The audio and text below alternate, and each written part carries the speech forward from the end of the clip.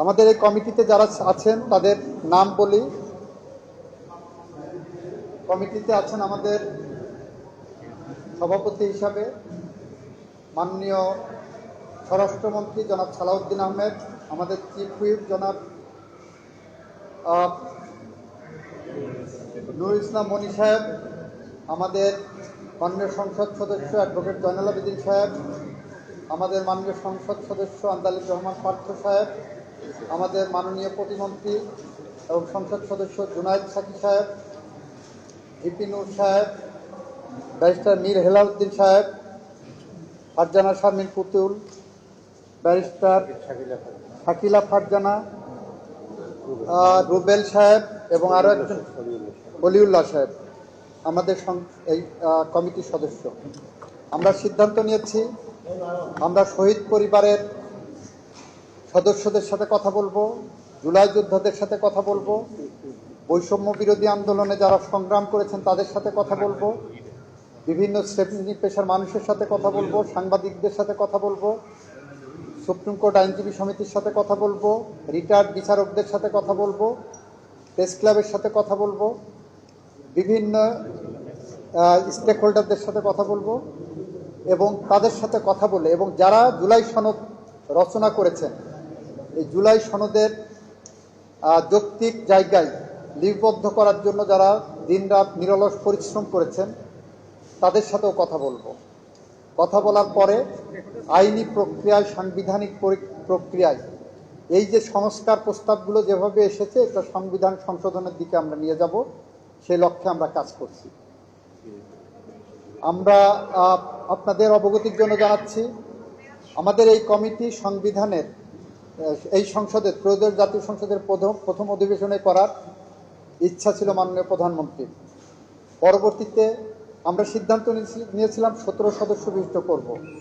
17 সদস্য বিশিষ্ট কমিটির মধ্যে 7 জন বিএনপির দলীয় সংসদ সদস্য, 4 জন সংসদে প্রতিনিধিত্ব করে এমন রাজনৈতিক দলের সদস্যবৃন্দ যেমন জুনায়েদ সাকি সাহেব, ভিপি নূর সাহেবরা আছেন, আন্দালিব রহমান পার্থ সাহেবরা আছেন, 1 জন সংসদ সদস্য স্বতন্ত্র থেকে অলিউল্লাহ সাহেব একটা রাজনৈতিক দলের প্রতিনিধিত্ব করেন, 5 জন ওখান থেকে, সুতরাং 7, 5, 12 আর 5 জন বিরোধী দলের পক্ষ থেকে আমরা চেয়েছিলাম। বিরোধী দল আমাদের কাছে সময় চেয়েছিলেন, বলেছিলেন যে এই অধিবেশনে দিতে পারবেন না, জাতীয় বাজেটের অধিবেশনে দেবেন নাম।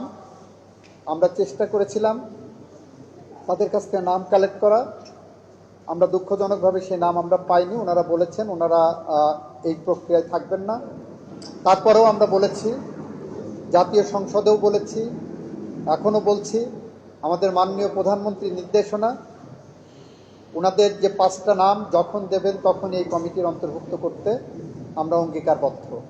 আমরা চাই জুলাই সনদকে সামনে রেখে জুলাইয়ের চেতনাকে বাস্তবায়ন করার জন্য, জুলাই সনদের প্রতিটি অনুচ্ছেদকে অক্ষরে অক্ষরে পালন করার জন্য আমরা একটি সংশোধনী প্রস্তাব নিয়ে আসবো এই সংসদে, যে প্রস্তাবের মধ্য দিয়ে জুলাই শহীদদের স্বপ্নের বাংলাদেশের একটি বাস্তবায়ন হবে।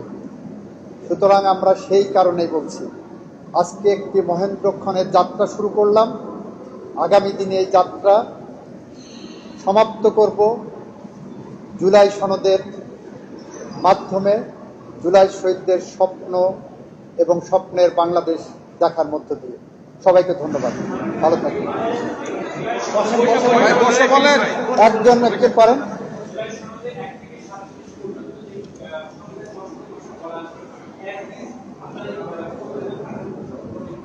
আপনিও জানেন অ্যাজ ইট ইজ মানে এই ল্যাঙ্গুয়েজ না, অ্যাজ ইট ইজ মানে ওইটাকে ধারণ করে সাংবিধানিক আইনের পরিভাষায় এটা আমরাকে নিয়ে আসবো।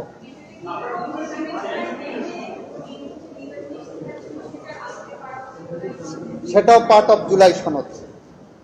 জুলাই সনদে এটা ব্যাখ্যা দেওয়া আছে যে কোনো জায়গায় যদি বিএনপি দ্বিমত পোষণ করেছে এবং সেই দ্বিমতের আলোকে যদি তার নির্বাচনী ইশতেহার অন্তর্ভুক্ত করা থাকে তাহলে সেইটা প্রিভেল করবে, সেটাও কিন্তু জুলাই সনদেরই অংশ।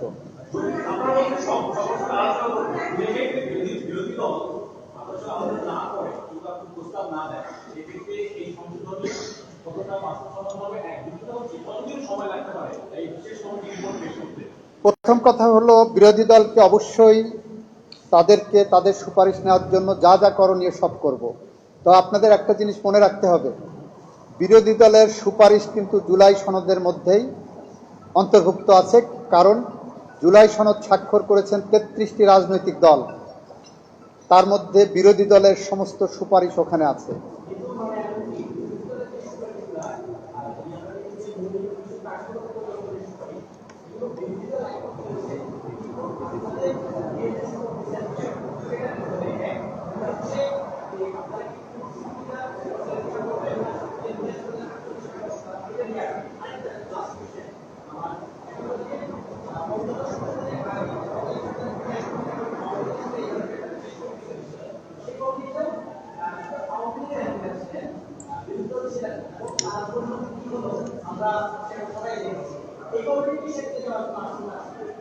প্রথম প্রশ্নটা আপনার, জুলাই সনদের মধ্যে বিরোধী দল একটা বলেছেন কাঠামোগত, আমরা সেখানে নোট অফ ডিসেন্ট দিয়েছি, তাহলে আমরা কোনটা মানব? আমরা এর আগে উত্তর দিলাম, ওইটার উত্তরও জুলাই সনদেই দেওয়া আছে। আমার কোনটা মানা উচিত সেটা জুলাই সনদে দেওয়া আছে। এটাকে বলা হয় আইনের পরিভাষায় harmonious interpretation of statute and documents. সুতরাং জুলাই সনদ একটা ডকুমেন্ট, ওই ডকুমেন্টের হারমোনিয়াস ইন্টারপ্রিটেশনটা ওখানেই বলে দেওয়া আছে। এখানে কোনো ইপস অ্যান্ড বাটের সুযোগ নাই, এখানে কোনো রকম ভিন্ন ব্যাখ্যা করার সুযোগ নাই, ওখানেই বলা আছে জুলাই সনদে। দ্বিতীয়ত হলো, বিরোধী দল যদি না দেন, আগের পঞ্চদশ সংশোধনীতে বিরোধী দল এরকম কোনো অঙ্গীকারনামায় সাইন করেননি। জুলাই সনদ is a complete code of political guideline, সংস্কারের প্রস্তাব। সেখানে 6টা ধারা আছে, 6 নম্বর ধারার ক এবং 6খ, 6ক এবং খ আছে। 6ক এর আন্ডারে 1 থেকে 47টা অনুচ্ছেদ আছে, 6খ এর আন্ডারে 48 থেকে 84টা অনুচ্ছেদ আছে। এইগুলোর আন্ডারে 7টা অঙ্গীকারনামা আছে। 7টা অঙ্গীকারনামাকে সামনে রেখে, 84টা অনুচ্ছেদকে সামনে রেখে, 6টা ধারাকে সামনে রেখে 33টা রাজনৈতিক দল যেটা স্বাক্ষর করেছেন, যদি কেউ না আসতে পারেন আমরা ধরে নেব যে ওই আলোকে আমরা যাচ্ছি কিনা। তারা বাইরের থেকে এইটাকে পর্যবেক্ষণ করে, তাদের যদি সেখানে বলা হয় মনে করেন যে তাদের আমরা জুলাই সনদের ব্যত্যয় ঘটিয়েছি, অবশ্যই তারা তাদের সেটার সমালোচনা করার অধিকার রাখেন এবং যৌক্তিক যে কোনো সমালোচনায় আমরা অ্যাকোমোডেট করার চেষ্টা করব।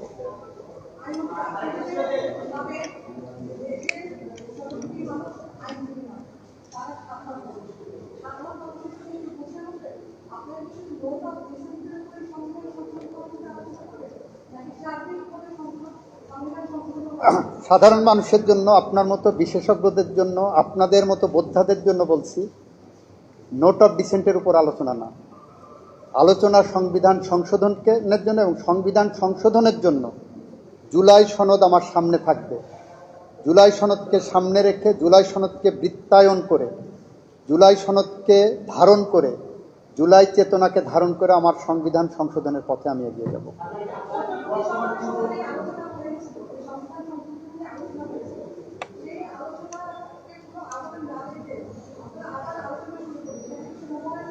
অন্তর্বর্তী সরকারের সময় যে আলোচনা হয়েছিল, সেই আলোচনাকে ধারণ করে জুলাই সনদ দেওয়া হয়েছে, সেটাকে সামনে রেখে আমরা করছি। এই দুইটার মধ্যে কোনো পার্থক্য এবং বিভেদের জায়গা আমি দেখি না।